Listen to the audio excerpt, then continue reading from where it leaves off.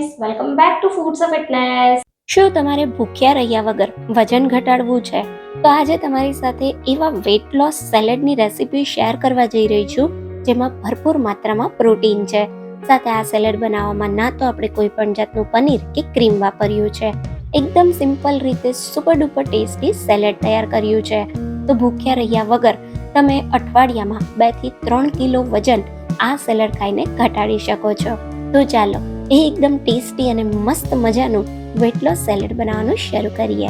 Recipe ગમે તો વિડીયોને લાઈક કરજો અને વધારેમાં વધારે શેર કરજો. તો હવે સૌથી પહેલા હેલ્ધી ટેસ્ટી પ્રોટીનથી ભરપૂર એવું વેટ લોસ કરવા માટે સેલેડ બનાવવા અહીંયા મેં 1 કપ કાબુલી ચણાને લગભગ 5 થી 6 કલાક પલાળીને લીધા હતા. તો ચણાને તમે ઓવરનાઇટ પણ પલાળી શકો છો.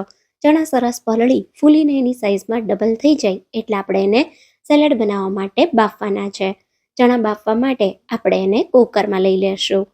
સાથે આપણે ચણા બાફતા સમયે અડધી ચમચી જેટલું મીઠું ઉમેરીશું, જેથી ચણા એકદમ સારી રીતે ઝટપટ બફાઈ જાય અને સાથે ચણાનો સ્વાદ પણ એકદમ સરસ લાગે.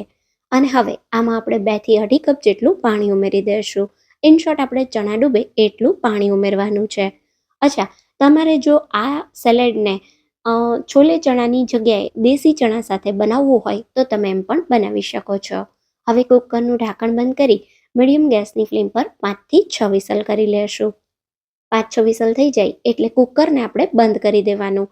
ગેસ બંધ કર્યા પછી કુકર એની જાતે ઠંડુ થાય પછી આ રીતે ચણાનો દાણો ચેક કરીને તમને બતાવું તો તમે જુઓ એકદમ સરસ આપણા ચણા બફાઈ ગયા છે. આવા મીણ જેવા ચણા સરસ સોફ્ટ થઈ જવા જોઈએ. તો બસ હવે ચણામાં રહેલું એક્સ્ટ્રા પાણી કાઢી ચણાને થોડીવાર ઠંડા કરી લેશું. ત્યાં સુધીમાં સેલેડમાં ઉમેરવાનું ડ્રેસિંગ બનાવીશું. તો અહીંયા મેં એક બાઉલમાં અડધા કપ જેટલું દહીં લીધું છે.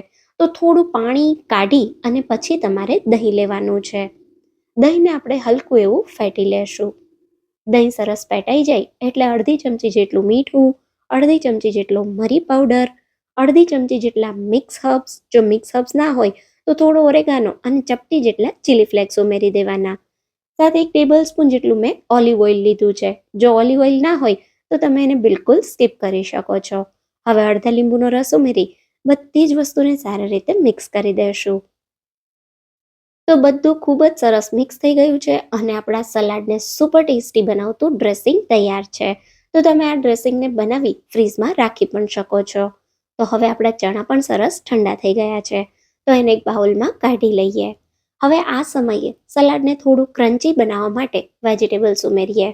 તો અહીંયા મેં એક મીડિયમ સાઇઝની ચોપ કરેલી ડુંગળી લીધી, 1/4 કપ જેટલી ચોપ કરેલી કાકડી, 1/4 કપ જેટલું ટમેટું, 2 ઝીણા કાપેલા લીલા મરચાં અને સાથે થોડા શેકેલા શીંગના દાણા લીધા છે.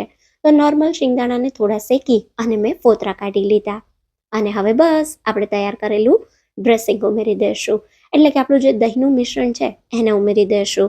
તો થોડું દહીંના મિશ્રણથી આપણું સલાડ જ્યુસી લાગશે, સાથે વેજીટેબલ્સના કારણે થોડું ક્રન્ચી પણ લાગશે અને ચણાની સોફ્ટનેસ તો છે જ.